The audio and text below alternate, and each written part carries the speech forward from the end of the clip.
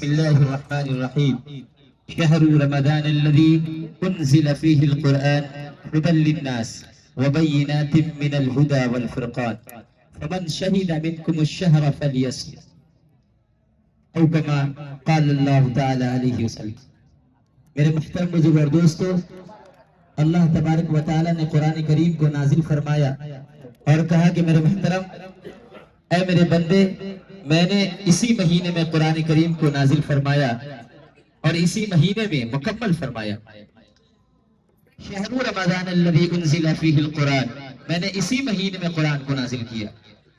ہدی للناس، جو لوگوں کی ہدایت کے لیے ہے، وبینات من الہدی والفرقان، اور راہ ہدایت دکھانے کے لیے.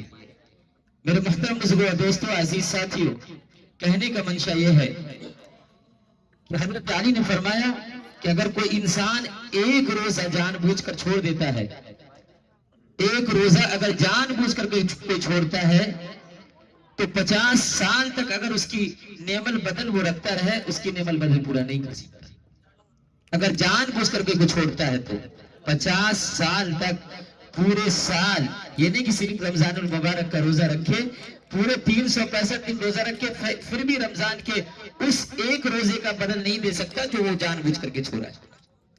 آپ سمجھے کہ اگر آپ روزہ رکھ رہے ہیں، اللہ نے فرمایا کہ کل قیامت کے دن ایک عرش کے سائے میں ایک بڑا سا کرسی ہوگا، اللہ کے رسول صلی اللہ علیہ وسلم وہاں پر موجود ہوں گے اور سجدے میں گرے ہوں گے. اللہ فرمائے گا کہ میرے محبوب، آپ کو کس چیز کی ضرورت ہے؟ آپ کے سجدے میں تو چاند، سورج، ستارے، سیارے، شجر، حجر، بحر، دریا، سمندر، تمام چیزوں کو تخلیق کرنے کا مقصد صرف آپ ہیں. آپ کو کس چیز کی ضرورت ہے؟ اللہ کے رسول فرمائیں گے کہ اے میرے رب، جب تک میری ایک ایک امت جنت میں نہ چلی جائے مجھے چین نہ آئے گا. آپ سے اتنا پیار ہے ان کو، اتنی محبت ہے ان کو، لیکن ہم ان کے سنتوں کا دھجی اڑاتے ہیں. آج ہم کس چیز میں بٹے ہوئے ہیں کہ ہم شیعہ ہیں، سنی ہیں، وہابی ہیں، بریلی ہیں. اگر کسی مسلمان کی لنچنگ ہوتی ہے، وہ یہ نہیں دیکھتا کہ یہ شیعہ ہے، یہ سنی ہے، یہ وہابی ہے، یہ بریلی ہے، یہ دیوبندی ہے. میرے محترم بزرگ اور دوستو، اسی چیز میں ہم پڑھ کر کے رہ گئے اور ہماری قوم اتنی پیچھے چلی گئی کہ ابھی ایک رپورٹ آیا ہے کہ مسلمان تعلیم کے میدان میں ڈوم سے بھی پیچھے. اب کہاں ہے؟ اور ہم لڑتے ہیں، جھگڑتے کہ ہماری نماز اس کے پیچھے نہیں ہوگی، ہماری نماز اس کے پیچھے نہیں ہوگی. ہمارے ذہن کو اتنا خراب کیا جاتا ہے کہ ہم اپنا دشمن سمجھ بیٹھتے ہیں. بلکہ یہ ہوتا ہے کہ کچھ لوگ وہاں جا کر کے بھی نماز کعبے کے امام کے پیچھے نہیں پڑھتے. یہ وہاں بھی ہم اس ٹاپک میں بات نہیں کرنا چاہتے. افسوس ہے اور دل کے اندر جو کرہن ہے، وہ کرہن کو آپ کے سامنے محسوس کر کے بتا رہے ہیں کہ کتنی تکلیف ہے. میرے محترم بزرگ دوستو، خدا کی قسم اس چیز میں نہ پڑیں. بلکہ سبرمنیم سوامی کا آفیشیل بیان ہے کہ مسلمانوں کو اگر کمزور کرنا ہے تو اس کو شیعہ، سنی، وہابی، دیوبندی اور بریلی میں بانٹو اور اس کو کمزور کرو. یہ سب سے بڑا قریب کس چیز میں پڑے ہوں گے؟ اللہ کے رسول صلی اللہ علیہ وسلم نے کسی دھرم کو، اسلام کو کسی بھی اس میں نہیں بانٹا. ہم آ کر کے کہہ رہے ہیں بھائی ہمارا اسلام ایک، ہمارا نماز ایک، ہمارا قرآن ایک، ہمارا دین ایک، ہمارا مذہب ایک، ہمارا نبی ایک، ہمارا خدا ایک. بھائی جو بیسک چیز ہے اس پہ ہم رہنا، باقی آپ کو جو کرنا ہے کرے. اللہ عالم، اللہ جانتا ہے کہ کس کے ساتھ کیا کرے گا، وہ جانتا ہے. وَأَنْتُمُ الْعَالَوْنَ إِن كُنتُم مُؤْمِنِينَ. ہم سچے اور پکے مومن بن کے رہیں. آج پوری دنیا میں اگر سب سے زیادہ کسی کا خون بہایا جا رہا ہے تو مذہب اسلام کے ماننے والے لوگ. آخر کیوں ایسا ہو رہا ہے؟ پوری دنیا میں آپ اپنا نظر اٹھا کے دیکھیں تو پوری دنیا میں اگر ظلم و بربریت کسی قوم پہ ہو رہی ہے تو مسلمان ہے. چاہے وہ برما ہو، سیریا ہو، فلسطین ہو، لبنان، کہیں بھی ہو، کہیں چلے جائے، وہ مسلمان ہیں اور اسلام کے ماننے والے. آخر کیوں؟ اللہ نے قرآن میں فرمایا بعضهم اولیاء بعض، کہ اگر کوئی تمہارا دوست ہو جائے، کوئی یہودی، کوئی نصارہ، کوئی ہنود، تو اپنا دوست مت سمجھنا. کیونکہ جب تم سے لڑائی کی ضرورت آئے گی، جب تمہارا اس سے مقابلہ ہوگا، وہ دونوں آپس میں لڑ رہا ہے، لیکن جب تمہاری بات آئے گی تو بعضهم اولیاء بعض، آپس میں یہ دونوں دوست بن جائیں گے. ہم تو مسلمان ہیں بھائی، ہم مسلمان بن کے رہیں، ہم ایک دوسرے کے، اللہ کے رسول نے فرمایا کہ جسم کے ایک حصے میں درد ہوتی ہے، اگر انگلی کو پھوڑا جائے، اس میں خون نکالا جائے تو اس درد کو پورا جسم محسوس کرتا ہے، صرف یہ انگلی محسوس نہیں کرتا۔ اللہ کے رسول نے فرمایا کہ اسی طرح اگر کسی مسلمان کے اوپر کوئی تکلیف ہوتی ہے تو ہر مسلمان کو اتنا ہی تکلیف محسوس کرنا چاہیے جتنا فلسطین کے مظلوموں کو ہو رہا ہے۔ یہ اسلام ہے، یہ دین ہے۔ المسلم اخو المسلم، ہر مسلمان ایک مسلمان کا بھائی ہے، ہم دشمن سمجھ رہے ہیں۔ اللہ کے رسول صلی اللہ علیہ وسلم تو ظالموں کو بھی گلے لگایا ہے۔ ایک شخص ہے اللہ کے رسول صلی اللہ علیہ وسلم کے دربار میں حاضر ہوا اور کہنے لگا کہ اے محمد، اگر تو نبی ہے تو بتا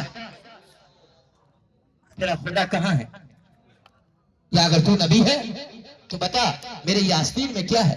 وہ آستین میں اپنے کچھ چھپا کے لایا تھا جس کو عرب میں گو کہتے ہیں، ایک جانور ہوتا ہے جو چھپکلی کی شکل کا ہوتا ہے، بتاؤ یہ کیا ہے۔ وہ اللہ کے رسول کا امتحان لینے آیا، رسول نے فرمایا مجھے نہیں معلوم، میں عالم الغیب نہیں ہوں، میں عالم الغیب ہوں، ذاتی نہیں، میرے ذات کے اندر غیب کی خبر نہیں ہے، میرے ذات کے اندر وہی خبر ہوتی ہے جو جبرائیل لے کر کے آتے ہیں، جو مجھے بتاتے ہیں وہ خبر ہم کو ہوتا ہے، ہم پیدائشی عالم الغیب نہیں ہیں۔ اگر کوئی عالم الغیب ہے تو اللہ وحدہ لا شریک ہے، اس کے علاوہ کوئی نہیں۔ انہوں نے کہا مجھے نہیں معلوم کہ تمہارے آستین میں کیا ہے۔ اللہ نے جبرائیل علیہ السلام کو بھیجا کہ جاؤ میرے محبوب کو رسوا کیا جا رہا ہے، ایسا نہ ہو کہ پورے مجمع کے سامنے میرے محبوب ذلیل ہو جائے، آپ میرے محبوب کو بتائیے کہ اس کے آستین میں کیا ہے۔ بلکہ بتانے کی ضرورت ہی نہ تھی، حضرت جبرائیل جیسے آئے وہ گو خود سے زندہ ہوا، مرا ہوا گو زندہ ہوا، زمین پہ گرا، اپنے دم پر کھڑا ہو کر کے کہنے لگا اشہد ان لا الہ الا اللہ واشہد ان محمد عبدہ ورسولہ۔ اللہ کے رسول نے کہا کہ اب بتاؤ اب کیا ارادہ ہے۔ وہ شخص کہنے لگا کہ اب کیا ارادہ رہے گا جب یہ مرا ہوا گو جسے ہم نے اپنے ہاتھوں سے مارا ہے، جسے ہم نے یہ پورا یقین کر لیا کہ یہ مر چکا ہے، وہ آپ کو دیکھتے ہوئے آپ کے چہرے کا دیدار کیا، زندہ ہوا، دم پہ کھڑا ہو کر کے آپ کے شہادت کی گواہی دے رہا ہے، میں تو انسان ہوں، میں کیسے کلمہ نہ پڑھوں۔ اس شخص نے کہا اشہد ان لا الہ الا اللہ اشہد ان محمد عبدہ ورسولہ۔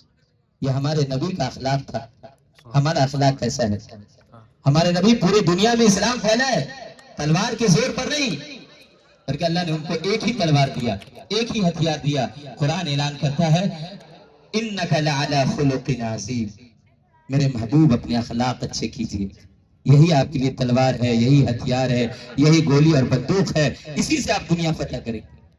میرے محبوب نے، اللہ کے محبوب جناب محمد رسول اللہ صلی اللہ علیہ وسلم نے اس اخلاق کو، اس تلوار کو اتنے مضبوطی سے تھاما اور اپنا عالی اخلاق اتنا بنایا کہ اس اخلاق کے صدقے پوری دنیا قربان ہوتے چلی گئی اور اسلام کا جھنڈا پوری دنیا میں بڑھتا چلا گیا۔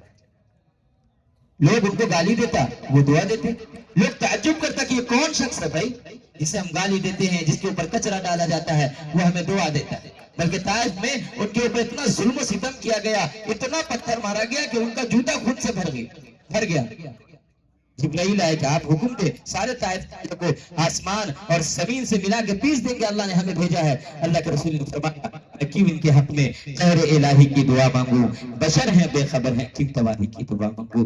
مجھے یقین ہے اے جبرائیل جو رب تمہیں بھیجا ہے اس رب کی ذات کہ ایک دن آئے گا کہ پوری دنیا میں محمد رسول اللہ کا جھنڈا لہرائے گا۔ ہم محبت بانٹیں، ہم اخلاق بانٹیں، ہم اپنے اخلاق اچھا کریں، اور اسی اخلاق کے بنیاد پر پوری دنیا کا کوئی ایسا ملک نہیں ہے جہاں پر محمد کے دیوانے میرے محترم بزرگ دوستو آپس میں نہ بٹیں۔ کرام کی زندگی کو دیکھیں کہ انہوں نے اپنی زندگی کو کیسے اللہ کے رسول کے لیے نذرانہ پیش کیا، اپنی جانیں قربان کی، اپنے تن من دھن کو قربان کر دیا۔ یہ مبارک مہینہ ہمیں نصیب ہوا ہے، اس کا جتنا زیادہ سے زیادہ ہو سکے ہم اس کا فائدہ اٹھائیں اور اس مبارک مہینے میں اللہ کی عبادت کے لیے اتنا جھولی بھریں کہ کل قیامت کے دن اللہ بھی ہمیں اس دسترخوان پر بیٹھائے جو دسترخوان کل قیامت کے دن حج کے میدان میں روزہ دار کے لیے بچھایا جائے گا۔ آپ کے لیے ایک